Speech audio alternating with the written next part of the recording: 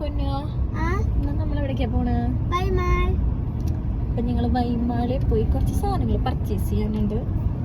പിന്നെ 1-2 ആവശ്യങ്ങളൊക്കെ ഉണ്ട് അല്ലേ ഏട്ടാ? അപ്പൊ ഞങ്ങൾ ഇന്ന് പോകുന്നത് ഒരു 35 കിലോമീറ്റർ ഉണ്ട്. തൃപ്രയാർ ഭാഗത്താട്ടോ വൈമാളി.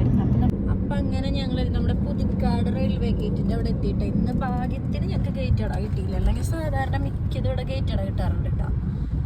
വഴിയിൽ നിന്ന് കിട്ടിയ പൂവാട്ടെ. ഈ പൂവിൻ്റെ പേരൊന്നും എനിക്കറിയില്ല.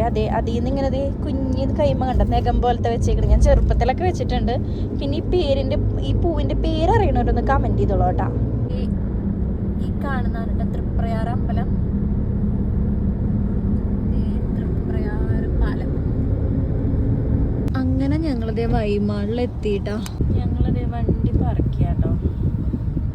ഇന്ന് ഭാഗ്യത്തിന് ഞങ്ങൾക്ക് താഴത്ത് പാർക്കിംഗ് കിട്ടി. സാധാരണ എന്നും അവരുടെ മെയിൻ പുറത്താണ് പാർക്കിംഗ് കിട്ടാറ്. ഇന്ന് ഭാഗ്യത്തിന് ഞങ്ങൾക്ക് ഇതിൻ്റെ ഉള്ളിൽ പാർക്കിംഗ്. ഞാനത് മാളിലെത്തി എൻട്രൻസ് ഒക്കെ കയറി മുകളിലോട്ട് പോകാട്ടോ.